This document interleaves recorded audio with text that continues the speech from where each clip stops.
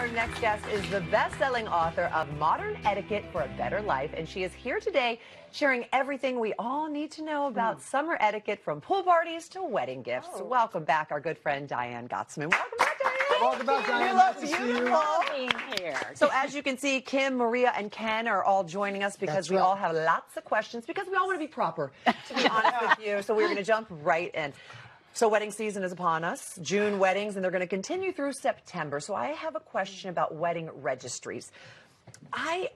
Sometimes when I look at wedding registries, I think, yes, the couple needs this, but everything seems a little boring to me. Like, oh, I want to get them salad scoopers. Like, it doesn't, or a toaster. Right. It doesn't, Really? it just doesn't feel personal to me. So is it all right to get them something that's off the registry that you think, they might not need this, but I promise you when they open it, they're going to be really excited about it? So that's the key. If you know they're going to love it, by all means, because the registry is a guide and it's what they want because they've written it out themselves. But if there is something that you know for sure, not something that you like, something that they like, that's I think it's okay. They might like it. Yeah. Okay. And, you know, the registry is not mandatory. It's a guide. Okay. But I'm going to tell you that cash is king. So if you have a question, now that doesn't mean if you want to make them something or create something, if you're an artist, that's wonderful. If you want to go by the registry. But if you are thinking, oh, I would really like to just write them a check, they might feel offended. They won't be offended. No one's going to be offended. No one's going to be offended because, you know, number one, it's easy to mail. It's easy to take, although you don't want to take it because they're going to get it lost at the reception, Right. probably. But they can use it. When all of the gift registries are said and done and there's still some gaping holes, they can use that money for something they want. And you have a year to give them their gift anyway, don't you? No, you don't Oh, have wrong a year. And you know what? It's not wrong because that used to be an etiquette, Right, you know, I thought that was yes, but not anymore, you know, because what's going to happen is you're going to see them next month and you haven't given them the gift, and then 6 months from now and you still haven't given them the gift, and you've been to their birthday parties, and boy. so give it to them either before, during, or right after the wedding, not too long Those after. are good tips. And 2 or I 3 have a months. question for you too with the destination wedding. I recently went to one and it was so beautiful. I had a great time, but there I am with a few of my son, Hunter, and then a few of his friends. It was one of his friend's sister's wedding, and it was so beautiful. But here was the thing: there was a man that took our luggage from the car into the hotel. Then there was some guys at the hotel waiting to take our luggage from there into our room, and then there was someone waiting in our room to show me how to work the, you know, the controls and the. Do I tip everybody? How much do you tip? And maybe I shouldn't have gone on the vacation.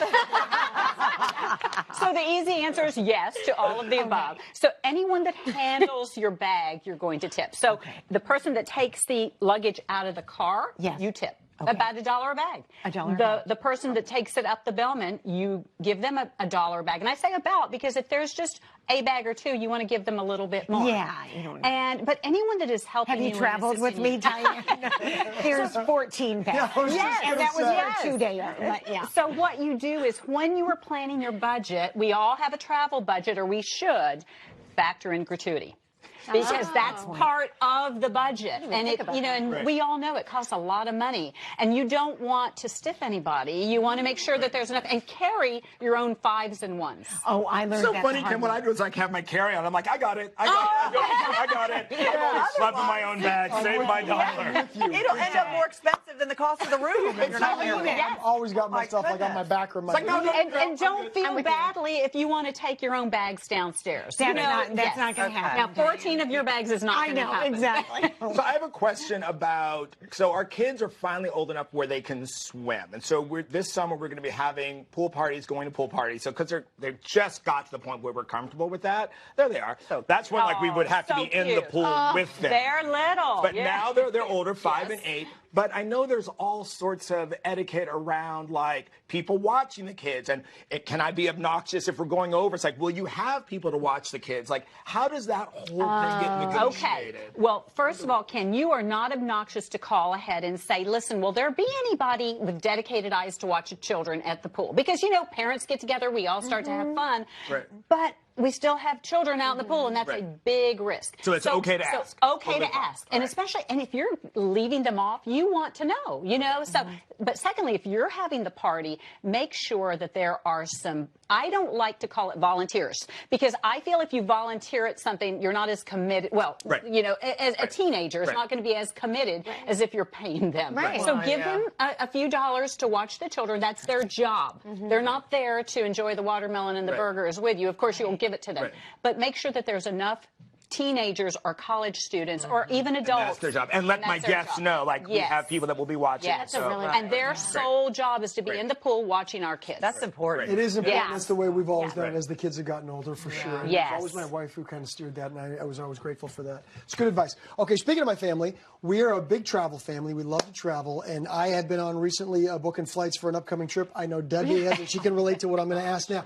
Sometimes when you're kind of choosing seats on the planes, you can't get everybody together, right? It's very normal. We can all relate to this. So what is the etiquette with going on the plane and asking somebody to maybe move so that our family can be closer together, especially with young kids? Yes.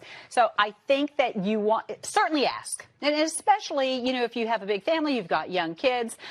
But don't expect for someone to trade a seat that's not even. So in other words, if they have an aisle seat or a window seat and you want to stick them in your middle seat, that's not a fair trade.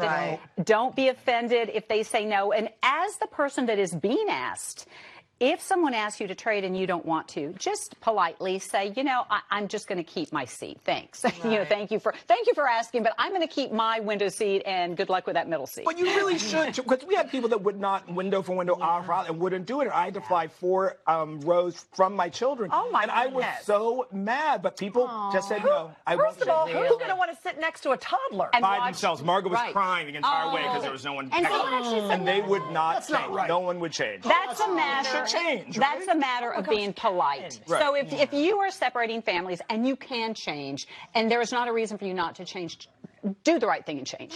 You know, help another human being out, another family member out, because kids and families should try and stay together. And sometimes you can't do that when you're making those reservations. Well, I hope it works. Yeah, you can't do that when you're making those reservations. Like yesterday when I was making our reservations to Greece. We can't fly 10 hours with Alexandra sitting next to somebody else. You'll make them crazy. That right there. You know, listen, fly at your own risk. This is my Good luck to you. Good luck with you. Halfway through the flight, they'll be begging me.